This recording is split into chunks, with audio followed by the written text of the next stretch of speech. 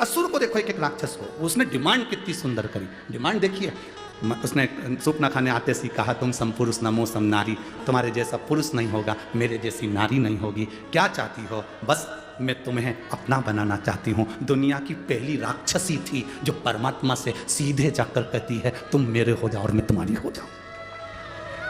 दुनिया की पहली राक्षसी थी जो भगवान के सामने जाकर कहती है कि तुम मेरे हो जाओ और मैं तुम्हारी हो जाऊं, मैं तुम्हारी पत्नी बनना चाहती हूं, तुम मेरे पति बन जाओ। भगवान से कह रही है, किसी दूसरे से नहीं कह रही है। आज की होती तो ना जाने किससे किया थी,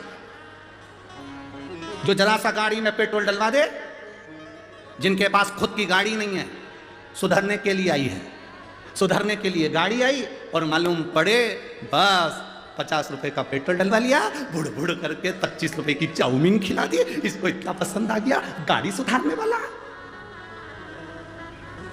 हम किसी को कहेंगे नहीं, बस तुम समझ जाओ, इशारा काफी है। और फिर हमारे सनातन धर्म की बेटी लुभान्वित हो गई और दूसरे धर्म में चली गई, फिर चली गई। जरा सा दिखा फैशन, जरा सा दिखा सुनो,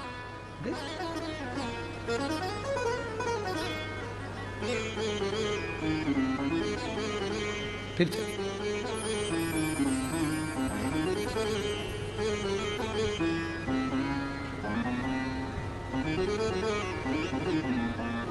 महाराज,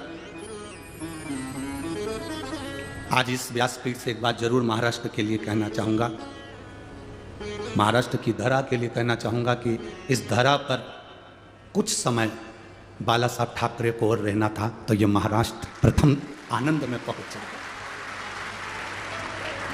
यहां आज अगर संत साधु सन्यासी तपस्वी साधक इस महाराष्ट्र की पवित्र भूमि पर सबसे ज्यादा संत हैं, इस महाराष्ट्र की भूमि पर सबसे ज्यादा संत जन्मे हैं, इस महाराष्ट्र की भूमि पर सबसे ज्यादा संत साधु सन्यासी तपस्वी साधक उपासकों ने तप किया है, इस महाराष्ट्र की भूमि पर सबसे ज्यादा संत साधु सन्यासियों ने भगवत भजन किया है, इस महाराष्ट्र की भूमि पर सबसे ज्यादा संत साधु सन्यासी तपस्वी साधक उपासकों ने अपनी उपासना करी है, इस महाराष्ट्र की भूमि पर सबसे ज्यादा संतों ने अपना कीर्तन, अपना भगवत भजन, अपना स्मरण इस महाराष्ट्र की धरा पर, इस पवित्र भूमि पर किया है।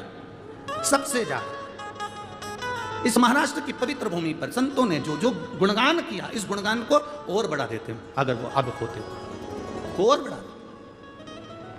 संत साधु सन्यासी तपस्वी साधक का एक आनंद।